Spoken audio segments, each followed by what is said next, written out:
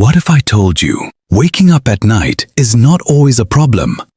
What if that moment when you open your eyes at 2 or 3 a.m. is not your body failing, but your body following an older pattern you've forgotten? Think about it for a moment.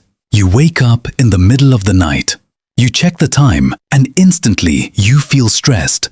Why am I awake? Something is wrong. Your mind starts racing, thought after thought. You try to force yourself back to sleep, but the more you try, the more awake you feel. But what if nothing is wrong at all? What if that moment of waking up is actually natural? Today, we're going to explore something most people never question. Why do you wake up at night? And more importantly, why does it feel like a problem?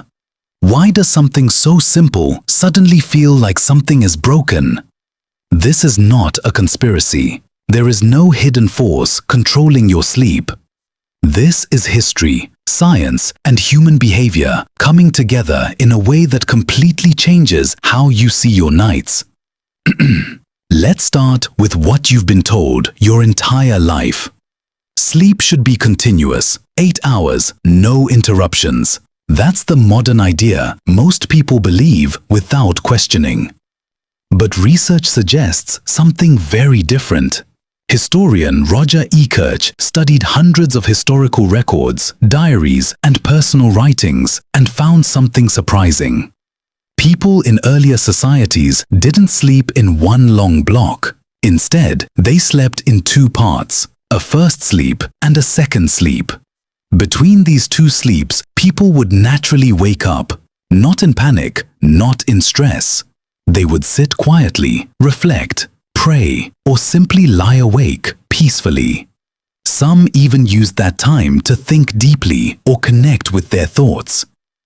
And here's the important part. This was completely normal. It wasn't considered a problem. It wasn't something to fix. It was part of daily life. So waking up at night was not a failure. It was expected. Now, here's the real question. If this was normal before, why does it feel wrong today? To understand that, we need to look at science.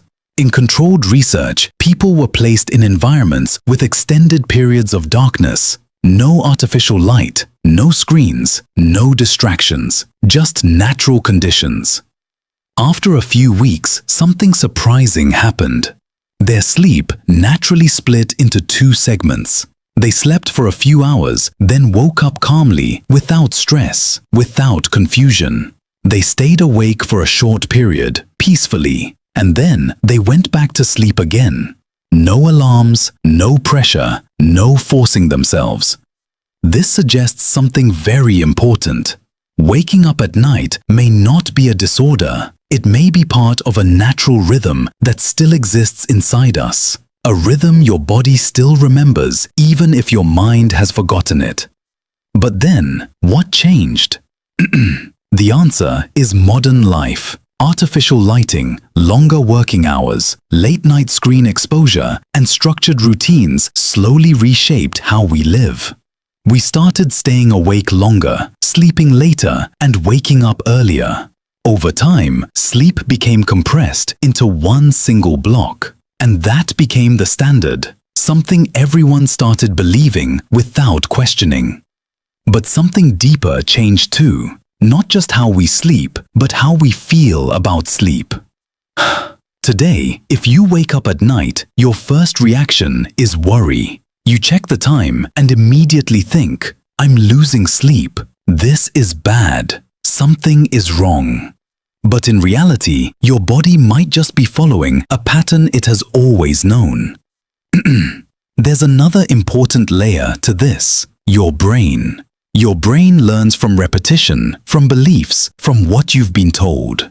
If you grow up hearing that waking up at night is bad, your brain connects that moment with stress. So when you wake up, you don't just wake up physically, you react emotionally. You check the time, you start thinking, you feel anxious. And suddenly, your mind becomes fully alert. Not because your body forced it, but because your thoughts activated it. So the real problem is not always waking up. The real problem is how you interpret it.